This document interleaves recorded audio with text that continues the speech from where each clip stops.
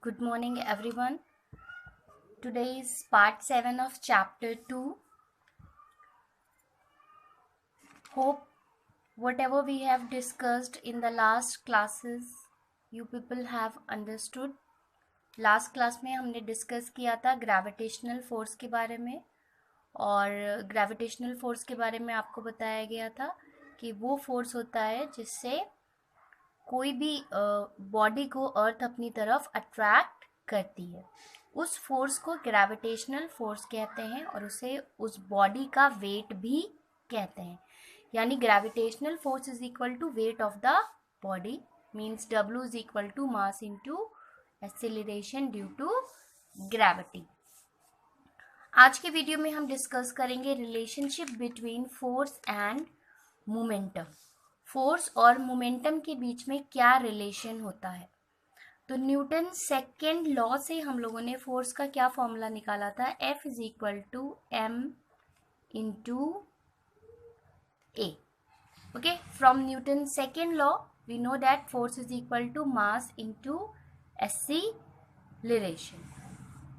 And what is the formula of momentum? This is the formula of force. And what is the formula of momentum?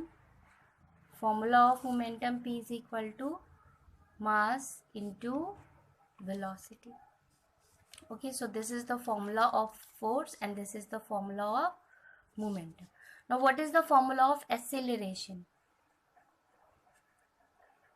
Formula of acceleration A is equal to v minus u upon t, final velocity minus initial velocity upon time. और ये हम लोगों ने कहाँ से निकाला है, ये निकाला है first equation of motion v is equal to u plus at से। ठीक है, so acceleration is equal to v minus u upon t. इस a की वैल्यू हम यहाँ पर रखेंगे इक्वेशन 1 में। तो जब इक्वेशन 1 में हम एक्सेलरेशन या त्वरण is equal to v minus u upon t जब पुट करेंगे तो हमें क्या मिलेगा, f is equal to m into v minus u upon t. या हम क्या करें, इस m को ब्रैकेट के अंदर भेजते हैं तो m into v minus m into u upon T.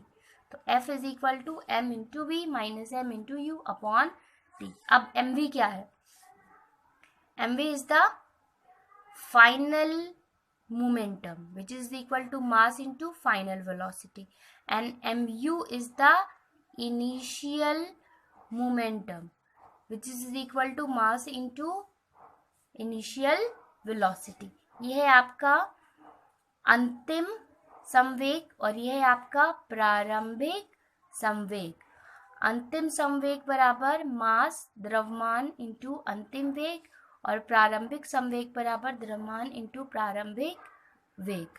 ठीक है, तो mv की जगह हम लिखेंगे इसको, अगर हम मान लें कि ये है आपका इनिशियल यानी शुरू वाला p1 है और लास्ट वाला p2 है, तो इसकी जगह हम लिखेंगे p2 minus p1 whole upon t।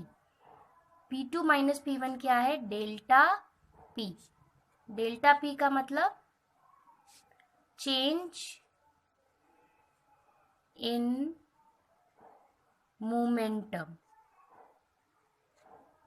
upon time। देखिए हमने चेंज इन मोमेंटम क्यों लिखा है, P2 ये है आपका फाइनल मोमेंटम, P1 ये है आपका इनिशियल मोमेंटम। तो जब आप फाइनल में से इनिशियल को माइनस करते हैं तो आपको चेंज मिलता है, क्योंकि ये मोमेंटम है तो ये होगा चेंज इन मोमेंटम। इसी तरीके से अगर आप फाइनल वेलोसिटी को इनिशियल वेलोसिटी से माइनस करेंगे तो आपको मिलेगी चेंज इन वेलोसिटी। ठीक है, इसी तरीके से मान लीजिए अगर आप इनिशियल फोर्स F1 लगा रहे हैं, फाइनल फोर्स F2 लगा रहे हैं, तो आप F2 माइनस F1 करेंगे तो आपको चेंज इन फोर्स अप्लाइड मिलेगा। तो जब हम फाइनल में से इनिशियल को माइनस करते हैं तो हमें चेंज पता चलता है, change in that particular physical quantity. So P2 minus P1 is denoted by delta P, जहाँ ये जो डेल्टा होता है, ये जो ट्रायंगल का छोटा सा साइन होता है, इसे बोलते हैं फिजिक्स में डेल्टा, और इसका मतलब होता है चेंज इन, यानी किसी चीज में हो रहे चेंज को, परिवर्तन को रिप्रेजेंट करने के लिए हम कौन सा सिंबल यूज करते हैं? डेल्टा। तो P2 माइनस P1 को हम लिखेंगे डेल्टा P अपॉन T, यानी change in momentum upon time. तो हमें फोर्स और मोमेंटम के बीच में क्या रिलेशन मिला? That force is equal to change in momentum upon time. This is the relationship between force and momentum. F is equal to delta P upon T. ये सारे फॉर्मूले हम कहाँ यूज करेंगे? while solving the numericals. ठीक है, अब इसकी एक बार आप लोग देख लें अच्छे से एक बार फिर से। Relationship between force and momentum हम स्टार्ट करेंगे from Newton second law. Force is equal to mass into acceleration, where m is the mass and a is the acceleration. Again we know that acceleration is equal to v minus u upon t, जहाँ v क्या है? Final velocity, अंतिम वेग, u क्या है? Initial velocity, प्रारंभिक वेग, t क्या है? टाइम। a की वैल्यू इक्वेशन यहाँ पर रखने पे हमें क्या मिलेगा? f is equal to m into v minus u upon t। आप ऐसे भी इसको लिख सकते हैं, आप इसको मान लें इक्वेशन 1 और फिर यहाँ पे लिख दें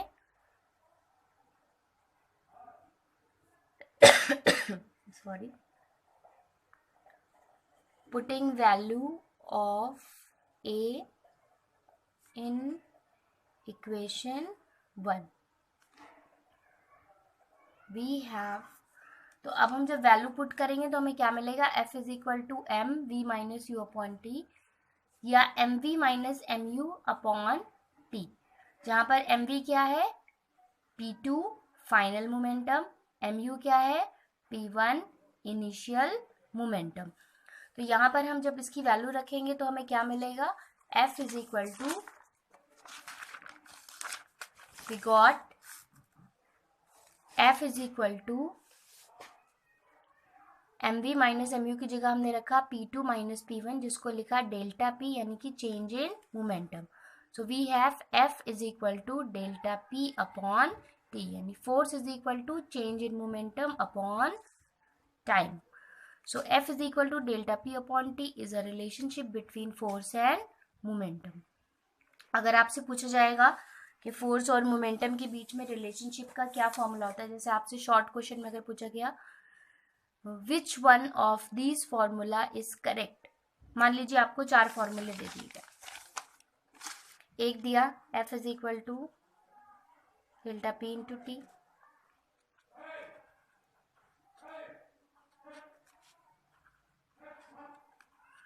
delta P is equal to F into T, delta P is equal to F divided by T. कहेंगे टिक द करेक्ट फॉर्मूला। तो आप कौन सा फॉर्मूला करेक्ट करेंगे? रिलेशन क्या है? F delta P upon T. So F delta P upon T means this one is the right answer. Okay, and our next topic is impulse of a force. Now what is impulse of a force? Every one of you have listened the term first time. आप सब लोगों ने पहली बार ये नाम सुना होगा, impulse of a force. Impulse of a force होता क्या है? इसे बोलते हैं बल का आवेग। देखिए, अगर फोर्स किसी बॉडी पे बहुत कम टाइम के लिए एक्ट करता है तो उसे बोलते हैं इम्पल्सिव फोर्स। अगर फोर्स किसी बॉडी पे बहुत कम टाइम के लिए वर्क करता है, काम करता है, एक्ट करता है, तो उसे बोलते हैं बल, आवेगीय बल। यानी कि if a force is acting on a body for a very short time, then such force is said to be impulsive force. For example, while kicking the football,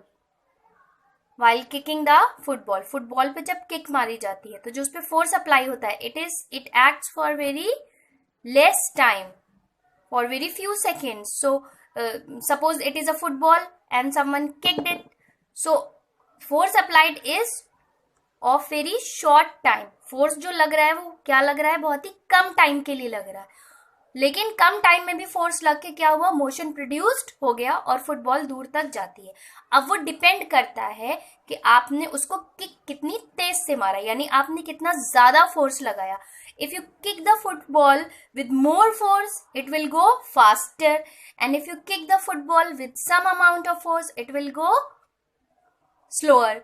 ठीक है, अगर आप बहुत तेजी से फुटबॉल को किक करेंगे तो वो बहुत दूर तक जाएगी, और अगर आप थोड़ा कम फोर्स लगा के उसको किक करेंगे तो वो उतनी दूर नहीं जाएगी।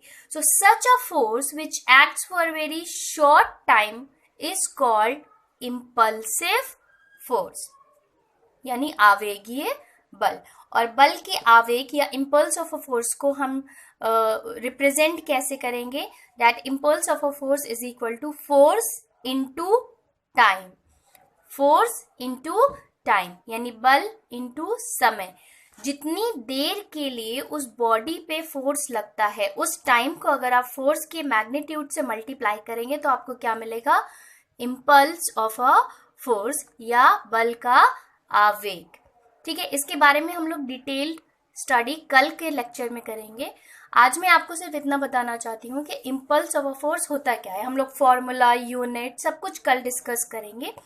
बस मैं आपको बेसिक नॉलेज देना चाहती हूँ कि इम्पल्स ऑफ अ फोर्स होता क्या है। तो अगर कोई आपसे पूछे व्हाट इज इम्पल्सिव फोर्स, तो आप कहेंगे if a force acts on a body for a very short time और for a very short duration, such force is called impulsive force. अगर कोई बल किसी वस्तु पे बहुत कम समय के लिए लग रहा है तो ऐसे बल को आवेगीय बल कहते हैं।